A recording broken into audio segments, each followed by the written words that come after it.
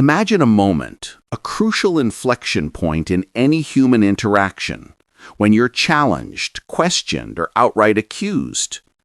Our deepest instinct, honed by years of societal conditioning, is to defend, to explain, to justify.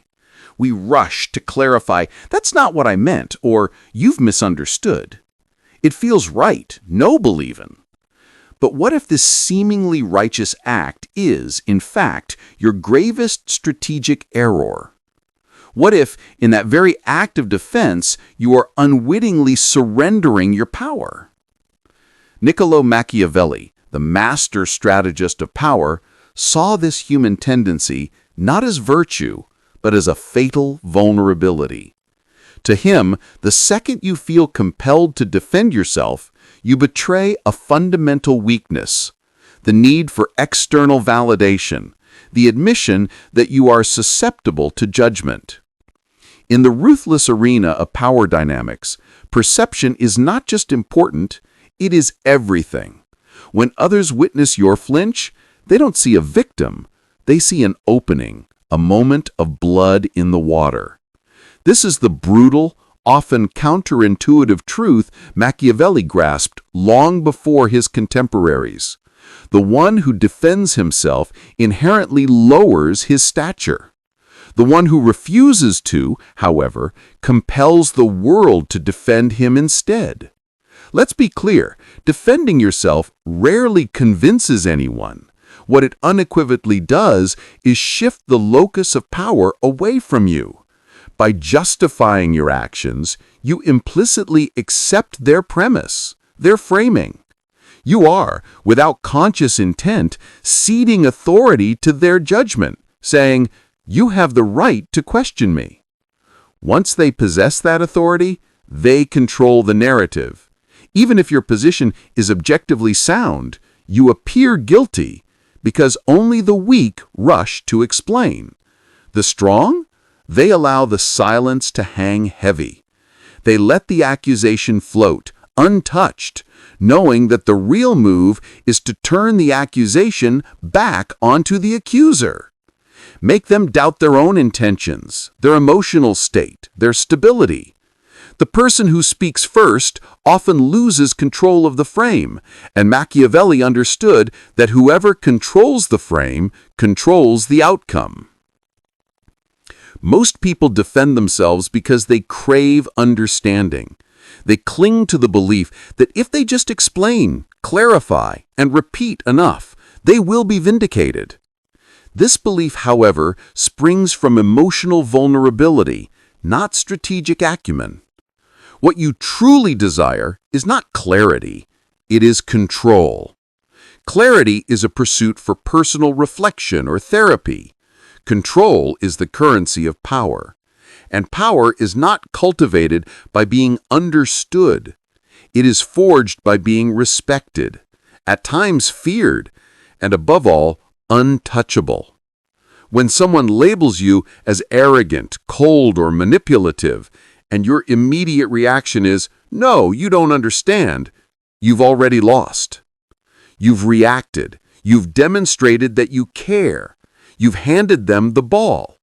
And in doing so, you've relinquished your most potent Machiavellian weapon, mystery. Consider the truly powerful individuals you've encountered, not the loudest, nor necessarily the most popular. It's those who wield silence like a finely sharpened blade. Those who make you second-guess your own thoughts with a mere gaze. Those who, when attacked, remain utterly unflinched. Machiavelli's counsel would be stark. He who explains submits. He who remains silent forces others to fill in the blanks, and they will often overestimate him. This is the game. Your non-reaction creates discomfort in them. They begin to doubt their own words, seeking validation where none is given.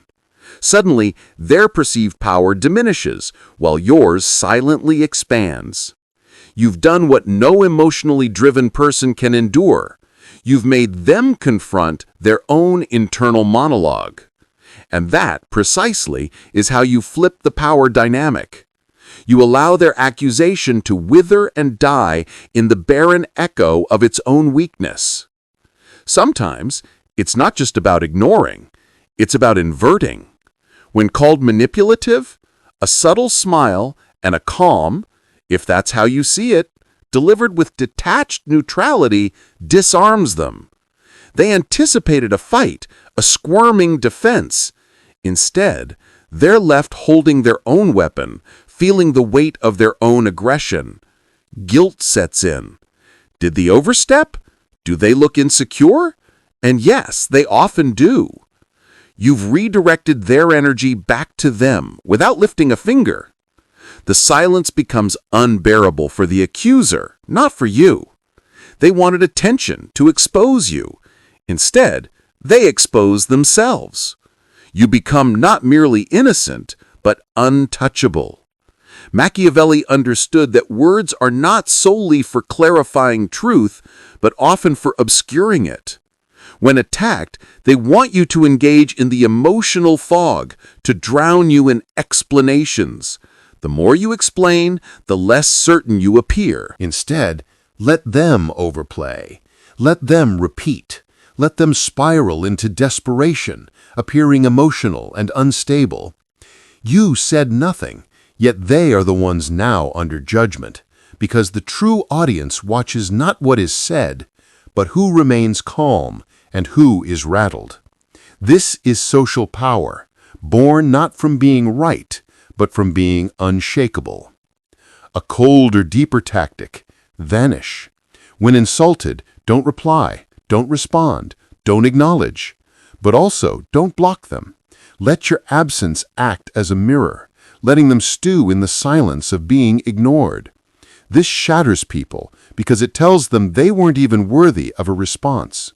They spiral, seeking validation, posting more, trying to bait a reaction. With each attempt, they appear weaker, more obsessed, while you remain perfectly still. You win not by proving anything, but by letting them self-destruct in their pursuit of your attention. Here's where it gets truly masterful. Instead of defending, make their accusation look like their weakness.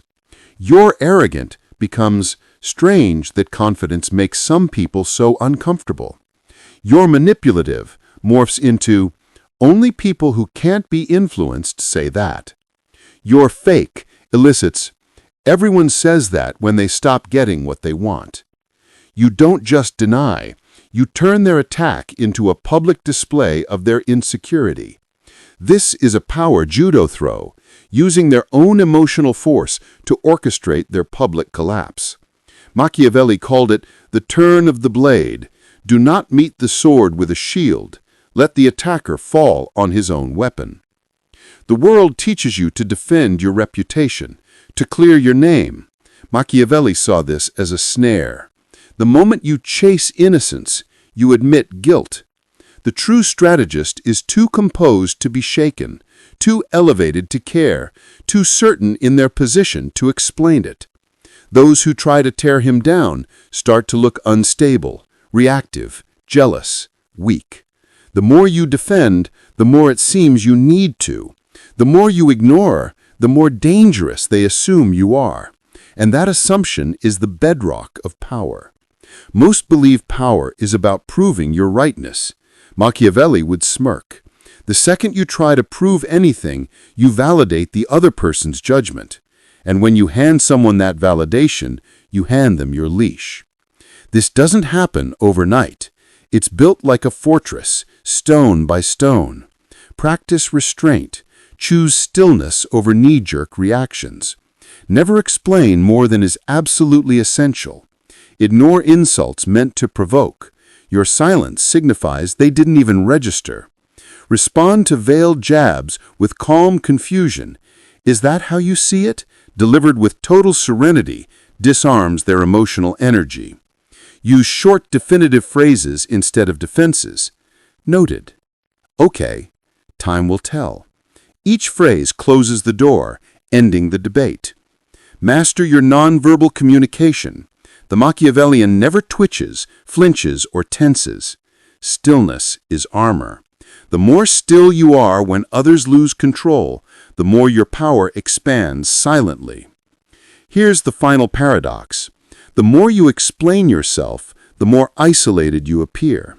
No one feels compelled to step in when you're already arguing your own case. But if you remain calm, silent, and unfazed, something remarkable happens. Others feel an urge to defend you. That was uncalled for, they might say. He didn't deserve that. Why are you still pushing when he hasn't even responded? Suddenly, the crowd becomes your shield. What could be better than defending yourself? Having others do it for you, unasked. This is Machiavellian leverage.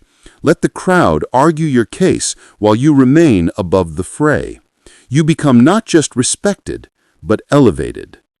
You will reach a point where attacks cease, not because you fought them, but because people instinctively know they'll lose before they begin.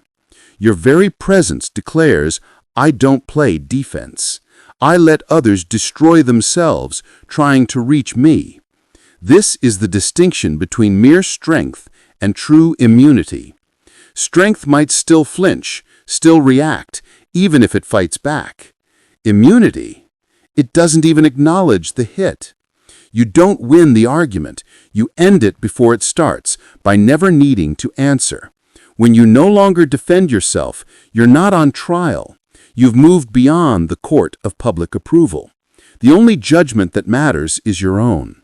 From this point, you don't live in defense, you live in definition.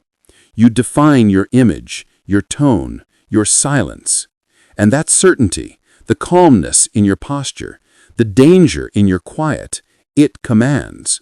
The room shifts, your enemies quieten, your name carries weight, not because you fought for it, but because you never explained it, speaking only when it shifts the power.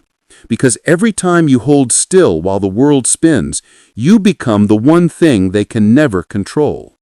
A man who answers to no one.